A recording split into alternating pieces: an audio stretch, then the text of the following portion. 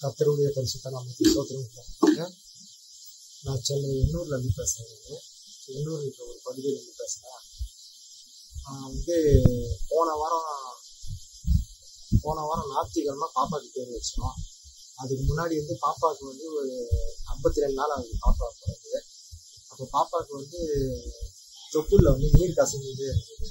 நீர் கசிஞ்சுட்டே இருந்ததுனால நாங்கள் வந்து எங்கள் இப்போ வீட்டு பக்கத்தில் வந்து கவர்மெண்ட் ஹாஸ்பிட்டல் கூப்பிட்டு போனோம். இப்போ கவர்மெண்ட் ஹாஸ்பிட்டலில் வந்து டாக்டர் என்ன சொன்னாங்கன்னா, இந்த ஆயில்மெண்ட்டை போடுங்க 3 நாளைக்கு. இந்த ஆயில்மெண்ட்டில் வந்து சரியாகும்னா நீங்கள் எக்மூர் ஹாஸ்பிட்டலுக்கு கூப்பிட்டு போங்க அப்படின்னு சொன்னாங்க. நாங்கள் சரின்னு சொல்லிட்டு அந்த 3 நாள் வந்து ஆயில்மெண்ட்டு போட்டோம். ஆனால் ஆயில்மெண்ட்டு போட்டோம், அது இன்னும் சரியாகாமல் இருந்தது. சரின்னு சொல்லிட்டு நாங்கள் என்ன பண்ணோம், எக்மூர் ஹாஸ்பிட்டலுக்கு வந்து நானே என் ஒய்ஃபெல்லாம் கூப்பிட்டு பாப்பாவை கூட்டிகிட்டு போனோம். அங்கே பாப்பாவை வந்து டெஸ்ட் எடுத்து பார்த்துட்டு பாப்பாவுக்கு வந்து ஸ்கேன்லாம் எடுத்தாங்க. ஸ்கேன் எடுத்து பார்த்துட்டு உடனே வந்து வயிற்றுல வந்து குடல் பிரிஞ்சிருக்கு, ஆப்ரேஷன் பண்ணலாம் அப்படின்னு சொல்லிட்டாங்க. அப்போ என்னை வந்து அந்த ரூமில் உள்ள நான் வந்து கீழே இருந்தேன். அப்போ என் ஒய்ஃப் வந்து எனக்கு ஃபோன் பண்ணி சொன்னாங்க. நான் என்ன பண்ணேன், ஒரு நேரம் வெயிட் பண்ணி சொல்லிட்டு ஜீவோ ஒலி பாஸ்டர் வந்து நான் ஃபோன் பண்ணேன். அப்போ ஐயா எடுத்தாங்க. பிரதர் சோதரன் பிரதர் சொல்லுங்க அப்படின்னு சொன்னாங்க. ஐயா சோதரனுங்களா, ஐயா இந்த மாதிரி வந்து பாப்பாவுக்கு வந்து இந்த மாதிரி சொல்கிறாங்க, நாங்கள் சாதாரணமாக தான் வந்தோம், ஆனால் வந்து ஆப்ரேஷன் பண்ண சொல்கிறாங்க அப்படின்னு சொன்னாங்க. ஐயா சொன்னாங்க, இருங்க நான் திருப்பி கூப்பிடுறேன் சொல்லிட்டு ஐயா அதுக்கப்புறம் ஃபோனை கட் பண்ணாங்க. சரின்னு சொல்லிட்டு நானும் வெயிட் பண்ணி பார்த்துருந்தேன். ஆனால் ஐயா கிட்ட வந்து ஃபோன் வரல.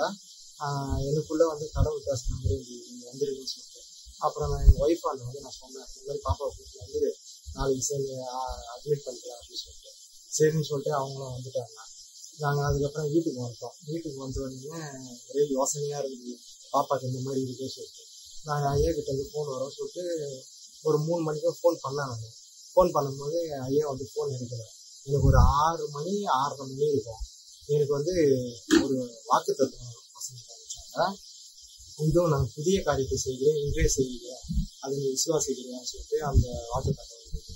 நான் என்ன பண்ணேன், அதை நான் அன்னைக்கு நைட்டே வந்து யோசனை பண்ணி ஒரு 4 மணி இருக்கும், 4 மணி 5 மணிக்கு வந்து ஜெபம் பண்ணி ஒரு சின்ன பொருத்தனை பண்ணி நான் வந்து ஜெபம் பண்ணேன். பாப்பாவுக்கு வந்து ஏசப்பா இந்த மாதிரி வந்து பாப்பாவுக்கு வந்து கத்தியே பரவக்கூடாது அப்படின்னு சொல்லிட்டு.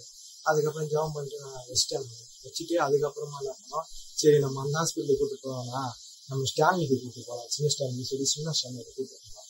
சின்ன ஸ்டான்லிக்கு கூப்பிட்டு போனால் சின்ன ஸ்டான்லியில் வந்து பாப்பா வந்து பிளட் டெஸ்ட் எடுத்தாங்க. அதுவும் நம்மளுக்கு பெருமுக்கு போடுற ஊசி கொடுத்து எடுத்தாங்க. ஆனால் அன்றைக்கி ஃபர்ஸ்ட் நாள் வந்து ரத்தம் வந்துச்சு. ரத்தம் வந்தீங்கன்னா அந்த பிளட் டெஸ்ட் எடுத்து பார்த்ததுனால பாப்பாவுக்கு வந்து நாங்கள் பார்க்க வந்து குடலுக்கு பார்த்துட்டாங்க. ஸ்கேன் எடுக்க மாட்டாங்க, அவங்க ஸ்கேன் எடுக்கல.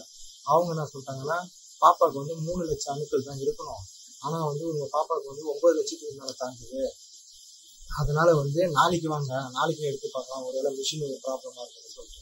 சரின்னு என்ன பண்ணோம், திருப்பியும் வந்து ஒரு வாரம் ஃபுல்லாக நாங்கள் ஹாஸ்பிட்டலில் தான் அழைச்சிருந்தோம்.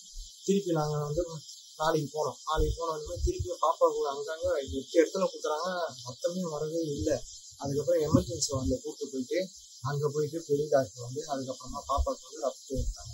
ரத்தத்தை எடுத்து 5வது மாடியில் போயிட்டு அதை கொடுத்து திருப்பியும் அந்த மிஷினில் போட்டு பார்த்துட்டு திருப்பி அதிகமாக தான் காமிச்சிது. திருப்பி அதே பிளட் டெஸ்ட் கிட்ட கையில் கொடுத்து, இல்லை இந்த மிஷின் ஏதோ ஃபால்ட் இருக்குன்னு நினைக்கிறேன், நீங்கள் வந்து பெரிய ஸ்டாண்டில் போய் கொடுங்க அப்படின்னு சொன்னாங்க. சரிங்க, பெரிய ஸ்டாண்டில் போய் நாங்கள் கொடுத்தோம். பெரிய ஸ்டாண்டில் கொடுத்தோன்னே நாளைக்கு காலையில் 1 மணிக்கு வந்துடுங்க ரிசல்ட் அப்படின்னு சொன்னாங்க. சரின்னு திருப்பி கிளம்பி வந்துட்டோம். வீட்டில் வந்து ஒரே மன கஷ்டமாகவே இருந்தது அவங்க வீட்டில் இருந்தது. அதுக்கப்புறமா மறுநாளும் என்ன பண்ணோம், சரி நம்ம ஸ்டாண்டில் தான் போனோம் அப்படின்னு சொல்லிட்டு நான் என்ன பண்ணேன், 1 மணிக்கு போயிட்டு அந்த ரிசல்ட்டை வாங்கி போட்டா பிடிச்சி அனுப்பிச்சி விட்டேன். போட்டோ பிடிச்சி அனுப்பிச்சோடனே அவங்க என்ன பண்ணாங்கன்னா, எங்கள் ஒய்ஃபு அவங்க அக்காவுக்கு அனுப்பிச்சி விட்டு அவங்க அக்கா வந்து ஒரு நர்சம்மாவுக்கு அனுப்பிச்சி விட்டாங்க. அந்த ரிசல்ட்டை பார்த்துட்டு, இல்லை பாப்பாவுக்கு ரொம்ப அதிகமாக இருக்குது, நீங்கள் உடனே போயிட்டு அட்மிட் பண்ணுறீங்க அப்படின்னு சொல்லிட்டாங்க. நான் அப்போ கூட என் ஒய்ஃப் வந்து பயந்துக்கிட்டு நான் சொன்னேன், விசுவாசமாக இது ஐயா வந்து ஜெபம் பண்ணியிருக்காங்க அப்படின்னு நான் சொன்னேன். சொல்லிட்டு நான் அந்த இதுலேயே இருந்தேன். சரி மறுநாள் எப்படியா இருந்தாலும் சனிக்கிழமை இப்போ 1 வாரமாக இருந்திருக்கோம். போன திங்கக்கிழமை வந்து அழைச்சிட்டு இருக்கோம். சரின்னு சனிக்கிழமை வந்து கூப்பிட்டு போகிற வழியில் எண்ணூர்லேயே வந்து ஒரு ஹாஸ்பிட்டல் ஒன்று, தனியார் ஹாஸ்பிட்டல், சின்ன ஹாஸ்பிட்டல் தான். சரி நம்ம இங்கே போய் ஒரு வேலை அவங்க தான் வந்து பிளட் டெஸ்ட் இந்த மாதிரி பண்ணுறாங்களே, நம்ம வந்து ஸ்கேனுக்கு கேட்கலாம் அப்படின்னு சொல்லிட்டு அவங்க போனோம். அப்புறம் அந்த டாக்டர் பார்த்துட்டு சரி நான் ஸ்கேன் எடுத்து தரேன்னு சொல்லிட்டு அவங்க ஸ்கேன் எடுத்து போட்டாங்க. இந்த ஸ்கேன் எடுத்துகிட்டு போயிட்டு நாங்கள் தண்டையார்பட்டில் யூனிகேன் ஸ்கேன் சென்டரில் போய் கொடுத்து ஸ்கேன் எடுத்தோம். ஸ்கேன் எடுத்து அவங்க 2 மணிக்கிட்ட ஆயிடுச்சு. அவங்க அந்த ஸ்கேனை கொடுத்துட்டு நீங்கள் உடனே போய் டாக்டரை பார்க்கணும். இன்னும் பயமாக அதிகமாக தான் இருந்தது. ஆனால் நான் வந்து விசுவாசமாக தான் இருந்தேன். என் ஒய்ஃபு ரொம்ப பயந்துறாங்க. சரின்னு சொல்லிட்டு அந்த ஸ்கேன் எடுத்தோன்னே அப்புறமா இந்த ஹாஸ்பிட்டலுக்கு வந்தால் அவங்க வந்து வெளியே போயிருந்தாங்க. 6 மணிக்கு தான் வருவேன் சொல்லிட்டு. சரின்னு சொல்லிட்டு 6 மணிக்கு அதுக்கப்புறமா வீட்டுக்கு போய் அழைச்சிட்டு திருப்பி வந்து 6 மணிக்கு வந்தோம்.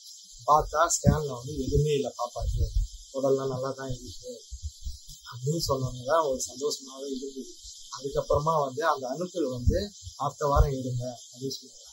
ஐயா வந்து ஜெபம் பண்ணதுனால அது கண்டிப்பாக அன்னைக்கே அது சரியாயிடுச்சு. ஆனால் அந்த ஹாஸ்பிட்டலில் போயிட்டு அந்த குடல் பிரிஞ்சுது, அதெல்லாம் உண்மைதான்.